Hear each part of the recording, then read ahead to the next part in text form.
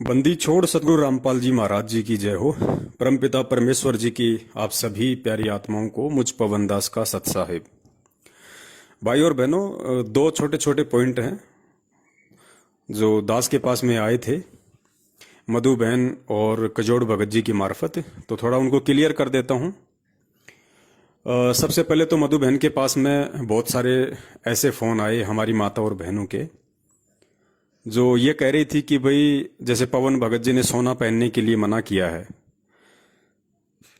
तो हम पहने या ना पहने, या थोड़ा बहुत पहन सकते हैं क्या, नाक में थोड़ा बहुत पहन लें क्या, पैरों में थोड़ा बहुत पहन ले क्या, क्योंकि हमारे परिवार वाले विरोध करते हैं, समाज में लोग कहते हैं तुम्हें क्या हो गया। बहुत सारे उन्होंने रीजन बताए। तो सबसे पहले तो उन सभी माता और बहनों से मेरी हाथ जोड़ के ये गुजारिश है, ये प्रार्थना है कि जब आप लाइव प्रोग्राम देखती हैं या मुझदास को जब परमात्मा निमित्त बनाते हैं कोई भी ऑडियो वीडियो या संदेशा देने के लिए, तो आप उसको ध्यान से सुना कीजिए।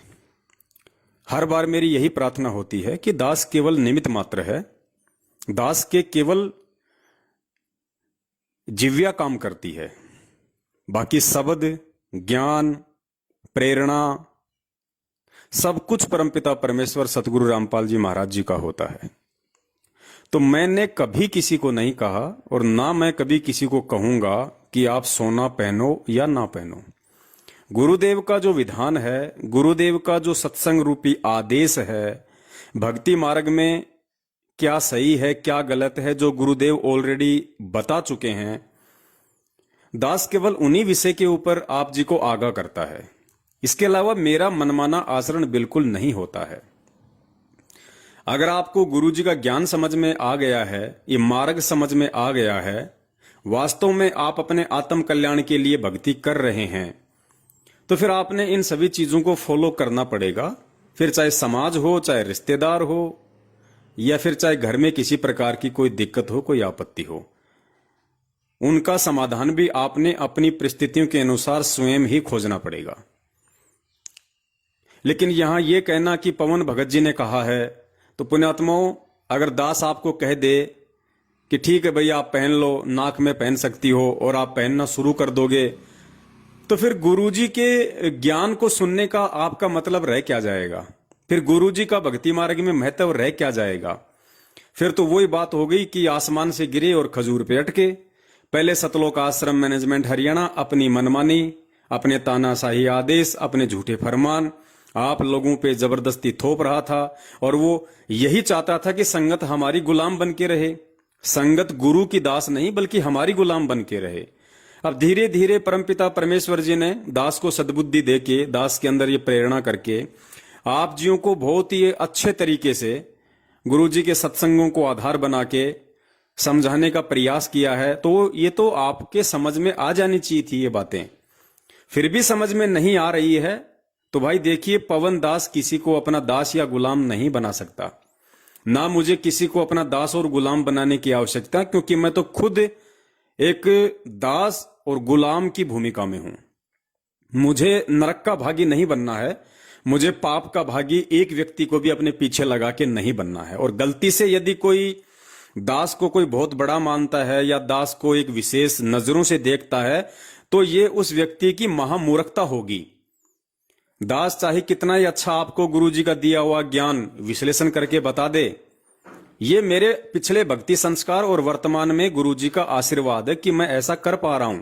मेरा इसमें रति भर भी कोई सहयोग नहीं है। मैं तो दो कोड़ी का जीव हूं, गधे का गधा, कुत्ते का कुत्ता। अल्लाह मेहरबान तो ये पवन गधा पहलवान। तो पुण्यात्माओं, यदि आप पहले मैनेजमेंट की गुलामी में थे, आप निर्णय नहीं कर पा रहे थे क्या सही है क्या गलत है, वो आपको बंदर की तरह नंगा नाच नचा रहा था। अब दास के माध्यम से आपको परमात्मा ने उनके जाल से बाहर निकाला है। अब आप फिर यहां पे बंदर बनने का प्रयास कर रहे हैं, तो ये कोई अच्छी बात तो है नहीं। तो ये आप लोगों ने थोड़ा इन बातों पे विचार करना पड़ेगा। मैं कभी किसी को नहीं कहता, मैं केवल गुरुजी के ज्ञान को आधार बना के और आप लोगों को साथ साथ में ढेरों सबूत और गुरुजी के वीडियो रूपी प्रमाण भी दिखाता हूं ताकि कोई ये ना सोच ले अपने मन में कि पवनदास अपनी तरफ से कह रहा है। मेरी तरफ से आपको एक शब्द भी नहीं मिलेगा, क्योंकि मैं तो खुद एक भगत हूं भाई, मुझे तो खुद भक्ति करके यहां से अपना पीछा छुड़वाना है। तो जो माता बहनें हैं वो थोड़ा सा ध्यान दें इन सब बातों पे। अब हम कोई छोटे मोटे बच्चे नहीं हैं, परमात्मा ने हमारे को कितना अच्छा कितना अनमोल ज्ञान दे दिया है। ये तो हमें गुरुजी के सत्संगों से ही समझ जाना चाहिए था। पवनदास जैसे कुत्तों की तो जरूरत ही नहीं पड़नी चाहिए थी, लेकिन चलो कोई बात नहीं, इस काल ने हमारे को बहुत तरह से फंसा रखा है, दबा रखा है। और ये परमात्मा के ही खेल होते हैं कि परमात्मा किस विधि से अपने बच्चों को समझाते हैं, उन तक संदेशा पहुंचवाते हैं। तो आपने अंत में गुरुजी के ज्ञान को आधार बना के और गुरुजी के सत्संग रूपी आदेशों को ही फॉलो करना पड़ेगा।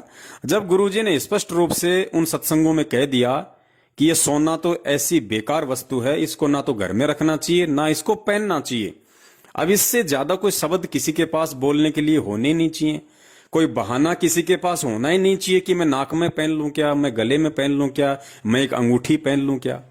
फिर तो ये अपनी ज्ञान की कमजोरी है। फिर ना यहां पवनदास की कमजोरी है, ना यहां पूज्य गुरुदेव जी के सत्संगों की कोई कमजोरी है, ये फिर आपके अपने संस्कारों की कमजोरी है, जो आपने खुद ही परमपिता परमेश्वर को दंडवत प्रणाम करके उनसे प्रार्थना करके कि परमात्मा सद्बुद्धि दो, ज्ञान योग दो, परमपिता परमेश्वर इन चीजों को समझने की जो है हमारे को आप जी बुद्धि दीजिए। फिर ये गुरु जी से ही प्रार्थना करने की आवश्यकता है। उसके बाद में कजोड़ भगत जी का दास के पास में कॉल आया, क्योंकि बहुत सारे भगत भाई बहन ऐसे हैं जो अपना ज्योति हवन के लिए अकाउंट में पैसा डालने के बाद भी वो फोन करते हैं बार बार कि भगत जी आया कि नहीं आया, एक बार जरा चेक करना पहुंचा कि नहीं पहुंचा।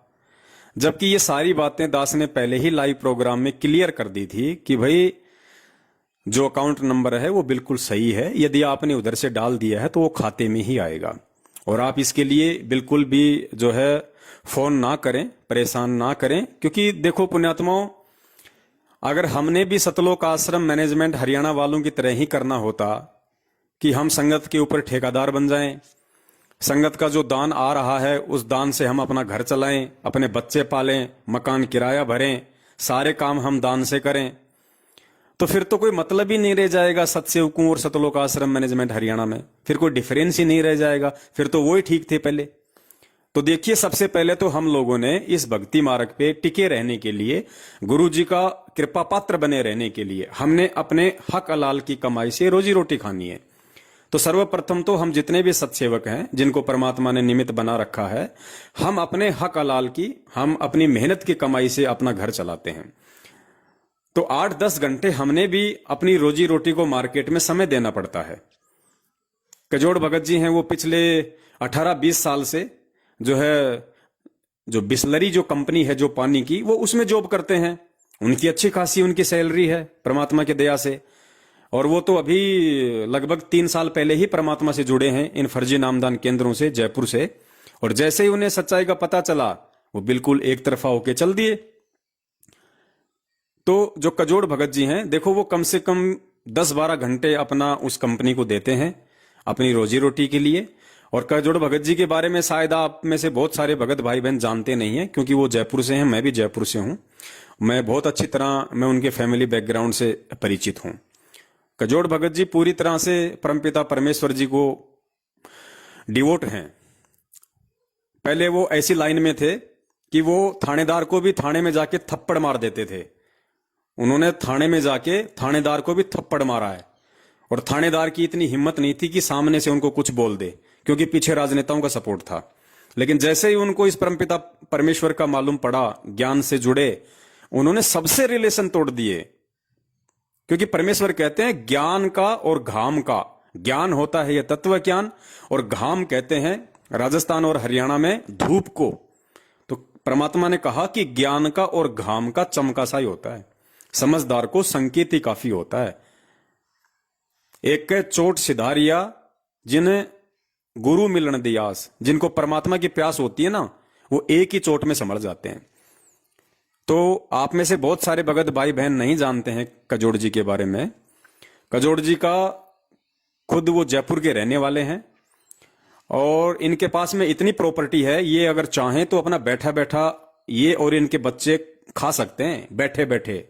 इनके पास में करोड़ों की संपत्ति है। इनके पास में पैतृक जमीन है जयपुर में, जो कम से कम 20 से 25 हजार रुपए गज की जिसकी रेट है। लेकिन आप उस आत्मा को देखिए, वो पिछले 2 साल से, क्योंकि वो बिल्कुल दृढ़ता के साथ में अपनी भक्ति पे लगे, तो जाहिर सी बात है काल भगवान तो अपने एजेंट हर जगह रखता है। उनके तीनों भाई, उनके माता पिता उनके विरोध में हो गए। कुछ दिन तो वो घर पे रहे, लेकिन जब बात हद से ज्यादा ऊपर हो गई तो कजोड़ भगत जी ने अपने बाल बच्चों समेत उनको छोड़ दिया। और जिनका खुद का जयपुर में, जिनकी करोड़ों की संपत्ति है और अपने भाइयों में सबसे बड़े हैं, उस संपत्ति को ठोकर मार के आज वो 3,000 रुपए मकान किराए में रह रहे हैं। जो लोहे की जो ये चदरें होती है ना, और जयपुर में कितनी गर्मी पड़ती है, वो उस मकान में रह रहे हैं, अपनी जॉब कर रहे हैं। उनकी भगतमती भी अगरबत्ती बनाने की जो कंपनी है उसमें काम करती है। 6-7 हजार रुपए महीने का उनकी भगतमती लेके आती है। 18-20 हजार रुपए कजोड़ भगत जी को मिलते हैं। तो भाई ये जो सत्सेवक हैं, ये अपने हक हलाल की खाने वाले हैं। तो बहुत सारे भगत भाई बहनों के उनके पास फोन आते हैं, भगत जी आया कि नहीं आया, भगत जी चेक करो। तो मैं ये नहीं कहता कि वो भगत भाई बहन जो पैसा डाल रहे हैं वो कोई शंका कर रहे हैं, नहीं। लेकिन पुण्यात्माओं, ये भक्ति विश्वास की है। 7 साल से परमात्मा ने हमारे को जिस कसौटी के ऊपर परखा है, वो इसीलिए परखा था कि संगत इतना विश्वास करे कि हाँ भाई, इस मार्ग में कहीं न कहीं ठहराव है, कहीं न कहीं तो विश्वास भी है। तो अगर हम उनको परेशान करेंगे इस तरीके से, तो भगत जी वो कैसे अपना काम कर पाएंगे। तो थोड़ा सा मेरा हाथ जोड़ के निवेदन है उन सभी भाई बहनों से जो ज्योति के लिए पैसा डाल रहे हैं अपना। देखो, सर्वप्रथम तो हम आज भी आपको यही कहेंगे कि आप संघर्ष कीजिए, आप कोशिश कीजिए कि आप अपने घर पे जला पाएं। और जो बिल्कुल भी नहीं जला पा रहा, केवल वही भाई ज्योति हवन के लिए, घी के लिए पैसा उस अकाउंट में डालें, अन्यथा ना डालें। और पिछले सप्ताह से लेके अब तक तकरीबन 40 से 50 हजार रुपए खाली ज्योति का आ चुका है। घी के लिए 40 से 50 हजार रुपए भगत जी के अकाउंट में आ चुके हैं। और परमात्मा ने पिछले 4-5 दिनों से ज्योतियां भी शुरू करवा दी। और यकीन मानना पुण्यात्माओं, सत भक्ति है। आपके घी की एक एक बूंद आपके हवन में जाएगी। तो थोड़ा सा बस हमारा निवेदन यह है पुण्यात्माओं कि आप जो है फोन ना करें ज्यादा। देखो, कोई विशेष काम हो जब तो आदमी फोन करे। अब इन छोटी छोटी बातों के लिए हमने कॉल बिल्कुल भी नहीं करना है। आप जी डाल दीजिए, खाते में ही जाएगा और कहीं नहीं जाएगा। आपने डाल दिया और किसी कारण से नहीं गया तो भी आपको ज्योति का आपका लाभ मिलेगा, क्योंकि आपने ज्योति के लिए डाला था। तो बहुत सारी बातें हैं, आज हमने इन बातों पे विचार करना पड़ेगा। परमेश्वर ने हमें इतना बुद्धिमान बना दिया है, अब हमने एक दूसरे के ऊपर विश्वास भी करना पड़ेगा। और एक दूसरे की जो मजबूरियां हैं सांसारिक जीवन की, अपनी रोजी रोटी के लिए जो संघर्ष करते हैं, उसके लिए भी हमने थोड़ा सा उनको समय देना पड़ेगा, हमने थोड़ा सा समझना पड़ेगा। बाकी तो हमें पता है पुण्यात्माओं, परमेश्वर ने तो हमारी ड्यूटी ही यही लगा रखी है कि भैया दिन में चाहे 50 फोन आए तो 50 के जवाब दो। अब जैसे 7 साल से हम इन फर्जी नामदान केंद्रों के खिलाफ ऑडियो वीडियो बना रहे हैं, हजारों की संख्या में वीडियो बन गए, उसके बाद भी यही फोन आते हैं कि भगत जी आपकी वीडियो देखे, सब समझ में आ गया। अब भगत जी ये बताओ कि मैंने प्रथम नाम वहां से ले लिया, अब सतनाम लूं या नहीं लूं। भगत जी मुझे सतनाम मिल गया, मैं उसका जाप करूं कि ना करूं। अरे भाई, फिर आपने क्या वीडियो देखे, फिर आपने क्या वीडियो देख के हमें फोन किया। हम यही तो सारी बातें उनमें बताते हैं कि आपने क्या करना है, लेकिन उसके बावजूद भी वो यही सवाल करते हैं। तो हम उनसे नाराज नहीं होते, क्योंकि हमें पता है कि परमात्मा ने हमें इसी संघर्ष के लिए हमारे को चुना है, यही सेवा दी है हमें परमात्मा ने। जिस प्रकार हमारे बाप को हर सत्संग में बार बार सृष्टि रचना बतानी पड़ती थी, बार बार बतानी पड़ती थी, क्योंकि जीव के इतनी जल्दी समझ में नहीं आती है। तो हमारी ड्यूटी है, फिर भी हम लोगों को 20-25 मिनट का टाइम निकाल के उनको वही बातें हम फिर से रिपीट करते हैं। तो देखिए, हम तो अपनी जो ड्यूटी है, जो हमें हमारे परमपिता परमेश्वर जी ने दी है, और हमें यकीन है, हमें विश्वास है कि हमें परमेश्वर ने खड़ा किया है। इसलिए हमारी हिम्मत है जो हम दिन में 8-8 10-10 घंटे आप लोगों से बात करते हैं, फिर उनका वीडियो बना बना के डालते हैं, उनको शेयर करते हैं, क्योंकि हमें विश्वास है कि ये ड्यूटी हमें परमेश्वर की तरफ से मिली है। तो पुण्यात्माओं, हमारे भी समय की थोड़ी बचत हो और आप लोग भी थोड़ा विश्वासी बनो, एक दूसरे को समझने का प्रयास करो, तो कहीं कोई गफलतबाजी नहीं होगी। ये तो अपने दिलो दिमाग से निकाल देना। और ऐसे ही ठीक है, होता भी है, सभी लोगों के एक बार में समझ में नहीं आ जाती है, क्योंकि जब उस परमपिता परमेश्वर के इतने अच्छे तरीके से किए गए 27 साल वाले सत्संग समझ में नहीं आए, तो हम सत्सेवकों के थोड़े दिनों का जो ये प्रयास है, संघर्ष है, इतना जल्दी कैसे समझ में आ सकता है। लेकिन फिर भी आएगा। हमें कोशिश करती रहनी है, हमें समझाने की और आप सभी भाई बहनों ने समझने की। तो इस तरीके से है ना, आप सभी थोड़ा प्यार प्रेम से और एक दूसरे की भावनाओं को समझिए, एक दूसरे की अपने घरेलू परिस्थितियों को समझिए, और हमें इस तरीके से पुण्यात्माओं इस मार्ग पे हमें चलना है। तो आप बिल्कुल निश्चिंत रहिए, आपका पैसा आपके खाते में ही आएगा। और अभी 1-2 दिन में कोई दूसरा खाता जो है भगत जी खुलवा रहे हैं, क्योंकि जिस खाते में आप जी ने जो पैसा डाला है भाइयों ने बहनों ने, वो उनका सैलरी अकाउंट है। इसलिए अब भगत जी एक दूसरा खाता खुलवा रहे हैं, उसमें केवल ज्योति का ही आएगा पैसा। तो अभी फिलहाल जो भगत भाई बहन ये ऑडियो सुन रहे हैं, अभी वो ज्योति का पैसा उस खाते में फिलहाल बिल्कुल भी ना डालें। अभी आप कुछ दिन आप रुक जाइए, उसके बाद में जैसे हम लाइव आएंगे एक नया खाता नंबर आपको देंगे, आपने केवल उसके बाद उसी खाते में आपने आगे से पैसा डालना है।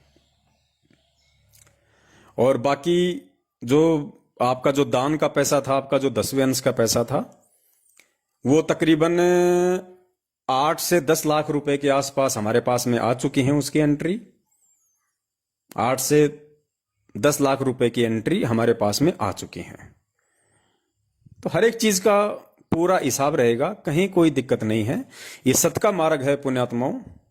बहुत लूट खसोट हो चुकी है इस मार्ग में, लेकिन अब आगे नहीं होगी। अब परमेश्वर ने अपने वो सत्सेवक खड़े कर दिए जो खुद तो भूखे सो सकते हैं, लेकिन उस परमेश्वर के बच्चों के दान का 1 रुपया भी नहीं खा सकते। उनके लिए जहर होगा, जहर। तब वो सेवादार, अब वही सेना बनेगी। परमेश्वर के ऐसे ही बच्चे आगे अब होंगे तैयार, जो विश्वासी होंगे, जो बिल्कुल दृढ़ होंगे, और उन्हीं से फिर परमात्मा का ये मार्ग चलेगा आगे। आज से पहले ये जितने भी लोग थे मैनेजमेंट वाले, ये तो कूड़ा करकट था, गंदगी थी, जिससे खुद वो परमात्मा दुखी था आश्रम में। बरवाला कांड के बाद में कितना परमात्मा ने मजबूरन देश दुनिया के सामने बोलना पड़ा कि आश्रम में गंदे काम होते थे, लेकिन मैंने नहीं किए, ये सेवादार और समिति वालों ने किए। सीधे स्टेटमेंट आ रहे हैं उस परमपिता परमेश्वर जी के। ये राष्ट्रीय समाज सेवा समिति मेरी नहीं है, मैंने कोई गुंडे नहीं बनाए, मुझे भी आश्रम में रोक के रखा हुआ था। खुद उस परमात्मा को मजबूरन सारी बातें बोलनी पड़ी। तो ये कितनी बड़ी गंदगी आश्रम में जमा हो चुकी थी, और इस मार्ग को अगर आगे साफ सुथरे तरीके से चलाना, तो परमात्मा ने इस गंदगी को सार्वजनिक करना जरूरी था, ताकि इसकी बदबू से पूरा भगत समाज सावधान हो जाए और इनसे बच के चले। और उसी की ये प्रोसीजर चल रही है। अब इस गंदगी में से ही उस परमात्मा ने कुछ अपने हीरे मोतीलाल साइड में किए हैं, जो सत्सेवकों के रूप में हैं। तो अब आपको धोखा नहीं मिलेगा, अब आपको किसी भी प्रकार का जो है जालसाजी नहीं मिलेगी। जिन्होंने करनी थी उन्होंने कर ली। सतलोक आश्रम मैनेजमेंट हरियाणा ने कर ली, आपके कोऑर्डिनेटर नामदान संचालकों ने कर ली, गुरुजी के रिश्तेदार और बेटा बेटी और परिवार वालों ने कर ली। संजय जो हिमाचल में गुरुद्रोही बन के बैठा हुआ है, उसने कर ली। अरे उसको तो किसी ने नानक की आत्मा बोला भी नहीं, वो तो खुद नानक बन के अपने आप को प्रमोट करने में लगा हुआ था। दास के पास तो कितने फोन आते हैं भगत भाई बहनों के, भगत जी आप काकभूषण की आत्मा हो, भगत जी आप तो वो आत्मा हो, आप तो वो आत्मा हो। दास सुनता है और फिर उनको समझ आता है कि भगत जी क्या फायदा उस आत्मा का। अगर मैं काकभूषण की आत्मा हूं तो क्या फायदा, अगर इतनी अच्छी वो आत्मा होती तो पहले ना पार हो जाती, आज क्यों धक्के खा रही है। आज अगर मैं काकभूषण तो आज मैं क्यों धक्के खा रहा हूं इस नरक लोक में। इतना ही अच्छा होता मैं जो आप मेरी महिमा गा रहे हैं, गुणगान कर रहे हैं कि आप तो काकभूषण की आत्मा हो सकती हो। तो अगर वो काकभूषण की आत्मा अगर इतनी अच्छी होती तो आज क्यों इस नरकलोक में धक्के खा रही है? तो पुण्यात्मा, इन बातों का कोई मतलब नहीं निकलता है। अरे मैं हूं, चाहे आप हो, चाहे कोई भी हो, हम कोई ना कोई तो आत्मा है ही। हम कोई पत्थर योनि से तो आए नहीं, कोई ना कोई आत्मा तो है ही हम। और परमेश्वर के बच्चे तो विशेष आत्मा होती हैं। आप जितने भी भाई बहन जो भक्ति कर रहे हैं, आप सब विशेष आत्मा है उस परमात्मा की। आपने बहुत अच्छे अच्छे जन्म लिए हैं, अच्छी अच्छी आत्माओं के। जब परमात्मा ने यहां तक कह दिया कि आपको पता नहीं कितनी बार इसने ब्रह्मा विष्णु महेश बना दिया, तो हम तो ब्रह्मा विष्णु महेश की भी आत्मा रह चुके हैं सभी भाई बहन। फिर काकभूषण कौन सी बड़ी चीज हो गई? तो पुण्यात्माओं, इन धारणाओं को अब हमने दिलो दिमाग से परमेश्वर के ज्ञान को आधार बना के मिटाना पड़ेगा। यहां आत्मा वात्मा का कोई महत्व नहीं है। ये फालतू के ढकोसले हैं, चौंचले हैं, ये इनका कोई औचित्य नहीं है हमारा वर्तमान के जीवन में। वर्तमान में पवनदास जो आत्मा है वो अपना आत्म कल्याण करवा सकती है, मर्यादा में रह के भक्ति करके। आप जी, जो भी आपका नाम है, आप वर्तमान में अब आपको सोचना है कि वर्तमान में मुझे महान आत्मा बनना है, वर्तमान में मुझे मर्यादित भक्ति करके मेरा पीछा छुटवाना है, तो फायदा है। वरना क्या फायदा पुण्यात्माओं इन आत्माओं के चक्कर में पड़ने का?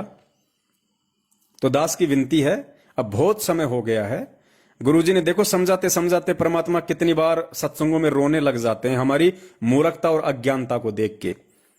गुरुजी कहते हैं मैं समझाऊं 100 बार और कोई तुम्हें एक बार भी इधर उधर की बोल देता, तुम वहीं उसके पीछे हो लेते हो। तो ऐसे फिर बाप क्या करता है? दुखी होता है। अब बताओ, जो परमात्मा सत्संग करते करते संगत के सामने कई बार रोने लग जाता है, वो सोचो हमारी मूर्खता पे अकेले में कितना रोता होगा। तो पुण्यात्माओं के आज भी हम अपने बाप को इसी तरीके से खून के आंसू रुलाएंगे? आज तो कम से कम उन्होंने हमारे से ये उम्मीद की है कि मेरे बच्चे आज बिजली पीढ़ी में आ गए, मेरे बच्चों को मैंने शिक्षा दे दी, मेरे बच्चों को मैंने सारे सबूत और ये प्रमाण दिखा दिए। कम से कम आज तो वो डगमग ना हो कि भाई काल तुम्हें किस प्रकार से ठगेगा। और पहले के सारे एग्जाम्पल दे दिए कि काल हमेशा परमात्मा के आसपास ही अपने एजेंट भेजता है, लेकिन परमात्मा उनको अपना जान के उनको पालता है, उनकी परवरिश करता है, ताकि ये समझ जाएं या जितने दिन मेरे साथ रह के भक्ति करें कम से कम उतने तो इनके अच्छे कर्म बने। जबकि मालिक को तो 650 साल पहले ही पता था कि मैं जिस कमाल को मुर्दे से जिंदा कर रहा हूं, ये मेरे मार्ग में सबसे बड़ा रोड़ा बनेगा, ये गुरुद्रोही बनेगा, मेरी आत्माओं को तोड़ेगा। उसके बाद भी सब कुछ जानते हुए उस अंतर्यामी मालिक ने उसको जिंदा किया, सीने से लगाया, अपने बेटे की तरह उसको पाला, बड़ा किया, शिक्षा दीक्षा दी, और आगे चल के वो गुरुद्रोही हो गया। धर्मदास जी के परिवार में उस काल भगवान ने उसके पुत्र नारायण दास को मृत्यु अंध नाम का काल का दूत बना के भेज दिया, इसी मालिक के मार्ग को अवरुद्ध करने के लिए। गरीबदास जी महाराज जी की नहीं सुनी उनके परिवार वालों ने, नानक जी की नहीं सुनी उनके परिवार वालों ने। और ऐसे ही आज जब वो परमात्मा खुद संत रामपाल जी महाराज जी के चोले में आया तो काल ने उनके भाई के रूप में, बेटा बेटी के रूप में, रिश्तेदारों के रूप में आज तो अपने सैकड़ों एजेंट उनके चारों तरफ भेज रखे हैं। जैसे गाय और भैंस के जो चिचड़ होते हैं ना, चिचड़ जो उसका खून पीते हैं, जो उसके थनों से चिपके रहते हैं, तो इस प्रकार ये जो गुरुजी के बेटा बेटी रिश्तेदार हैं, ये चिचड़ हैं, चिचड़। और गुरुजी ने कई बार, आपने शायद वो सत्संग नहीं सुने परमात्मा के, कई बार जिक्र किया परमात्मा ने। मालिक ने कहा कि पुण्यात्माओं, जो हजारों किलोमीटर से, सैकड़ों किलोमीटर से जो मेरे बच्चे यहां आते हैं वो मेरा सत्संग रूपी दूध पीते हैं, और जो 24 घंटे जो यहां रहते हैं वो चीचड़ हैं, वो मेरा खून पीते हैं।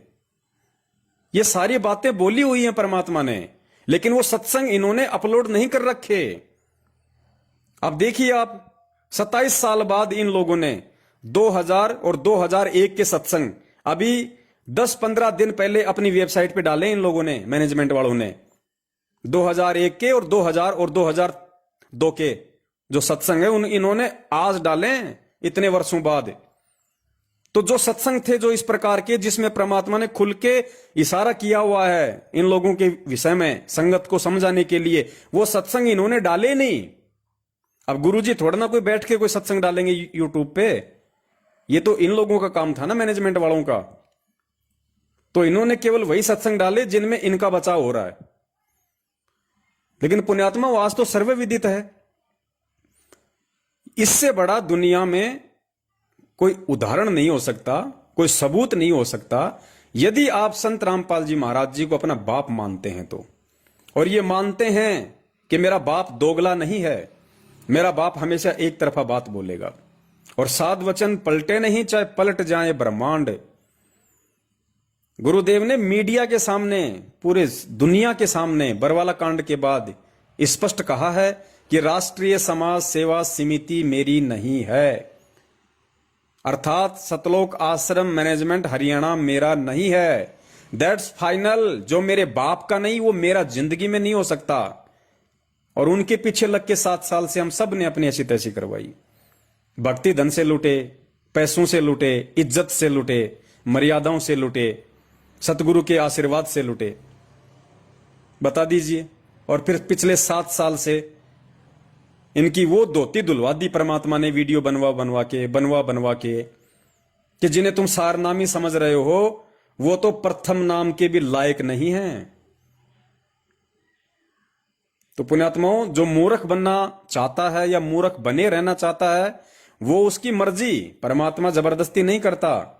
लेकिन जो समझदार आत्माएं हैं उनको तो विचार करना चाहिए। और ये सत का मार्ग है पुण्यात्मा, इसमें झूठ पाखंड छल कपट ये ना हमारे बाप ने किया और ना हम सत्सेवक ने किया, अनजाने में किया, उसके लिए हम क्षमा प्रार्थी हैं। जब से परमेश्वर ने हमारे को ये बुद्धि जो बख्शी है पिछले 6 वर्षों से बरवाला कांड के बाद, तब से लेके आज तक कोई एक पॉइंट संगत में ऐसा बता दे कि सत्सेवकों ने ये काम गलत किया है। भाई सत का मार्ग है, हमें सतवादी की अगर प्राप्ति करनी है, सतलोक की अगर प्राप्ति करनी है तो हमने सत्य पे ही रहना पड़ेगा, सत को आधार बना के ही हमने भक्ति मार्ग पे आगे बढ़ना पड़ेगा।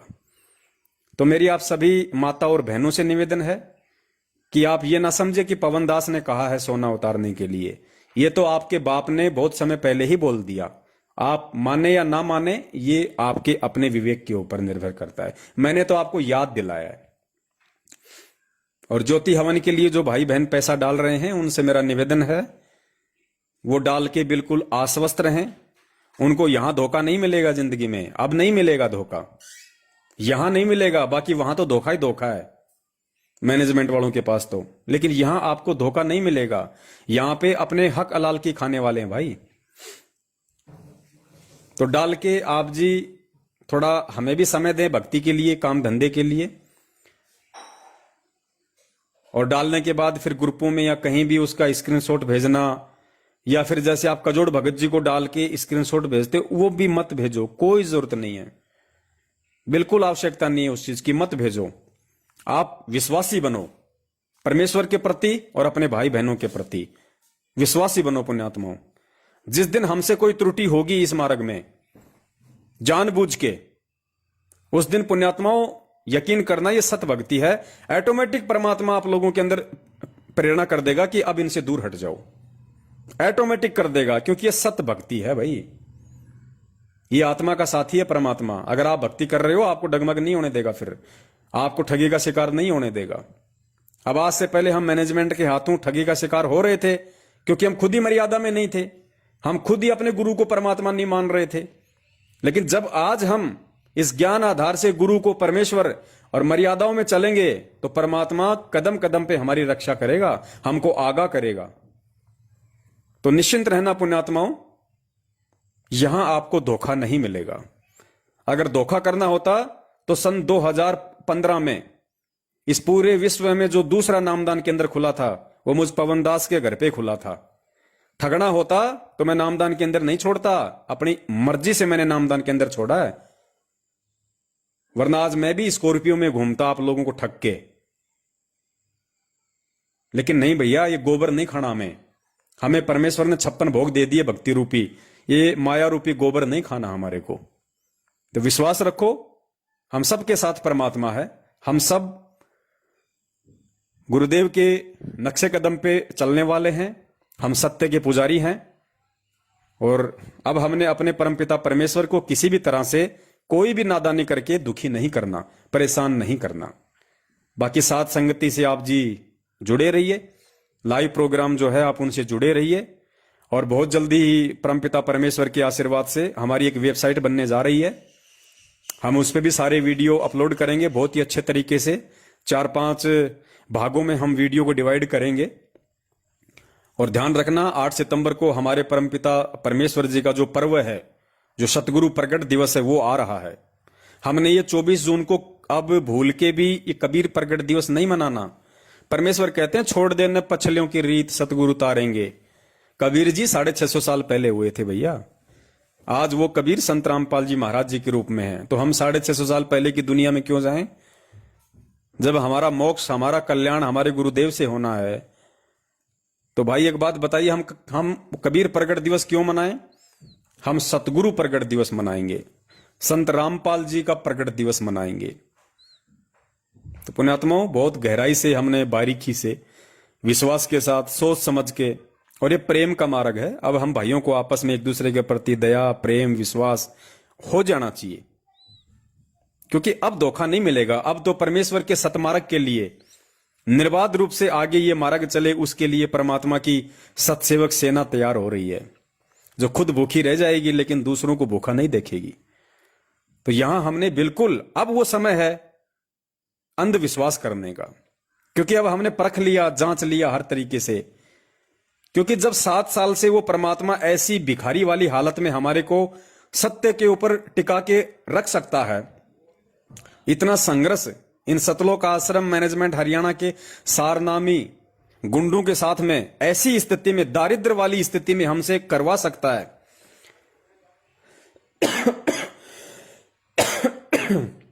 तो आज तो पुण्यात्माओं सब कुछ है परमेश्वर की दया से। आज तो हजारों की संख्या में भगत भाई बहन एक दूसरे की मदद करने के लिए आगे बढ़ रहे हैं। 8-10 लाख रुपए लोगों ने चुटकी बजाते ही 5-7 दिन में अपनी एंट्रियां करवा दी। जिस भी भगत भाई बहन को ऐसी कोई रोजी रोटी वाली समस्या आन पड़ेगी उसके संस्कारवश, और जब भी वो भाई थोड़ा सा भी इशारा करेगा तो परमात्मा तुरंत उसकी हेल्प करवाएंगे। अभी कुछ दिन पहले एक भाई का मैसेज आया, बोलो भगत जी मुझे सेवा करनी है, मुझे एक मोबाइल खरीदना है, थोड़ी मेरी मदद करो। तो दास ने उसको मना कर दिया कि भगत जी देखिए, हमने पहले ही बोल दिया था कि ये पैसा 10वें अंश का और दान का है। ये पैसा केवल उसी को जाएगा जो वास्तव में जरूरतमंद होगा। मोबाइल के लिए पैसा भगत जी नहीं मिलेगा, दास माफी चाहता है। कोई बात नहीं, सेवा के और भी बहुत सारे तरीके हैं। आप वैसे भी कोई आपके संपर्क में आए तो आप उसको भी समझा सकते हैं, मोबाइल ही कोई जरूरी नहीं है। और आपकी अगर सेवा करने की इच्छा मोबाइल से है तो परमात्मा कहीं ना कहीं से आपका वो भी इंतजाम जरूर करवा देगा। लेकिन ऐसे नहीं, फिर कोई कल को कहेगा भगत जी मैं जा जाके दूर दूर के भक्तों को समझाना चाहता हूं, मेरे पास मोटरसाइकिल नहीं है। तो ऐसा नहीं होता भाई। अब हमने गलतियां नहीं करनी। परमात्मा के बच्चों ने ज्ञान आधार से अगर हम कुछ एक सत्सेवकों पे विश्वास किया है, जिनको परमात्मा ने निमित्त बना के आगे खड़ा किया है, तो हम वो गलतियां नहीं कर सकते। अब हम उन भाई बहनों का पैसा नहीं मान रहे। ये पैसा परमपिता परमेश्वर जी का है, जिसका एक एक रुपया सदुपयोग होना चाहिए। नहीं तो रखा रहेगा उनके पास, कोई दिक्कत नहीं है। जब गुरुजी आएंगे तो गुरुजी के हाथ में चले जाएंगे। ज्योति का जितना पैसा अकाउंट में आ रहा है, जितनी हम जला पाएंगे उतनी हम जला देंगे। और जैसे गुरुजी आ गए तो उस अकाउंट में जितना भी पैसा होगा, 1 लाख, 2 लाख, 5 लाख, तुरंत परमपिता परमेश्वर के हाथों में। इसलिए अब आप जियों ने बहुत सोच समझ के और विश्वास करके आगे बढ़ना है। और समझिए एक दूसरे भाई बहन की परिस्थिति को। और बस दास इससे ज्यादा क्या कहे, आप जी समझदार हैं। सत साहिब, जय हो बंदी छोड़ के।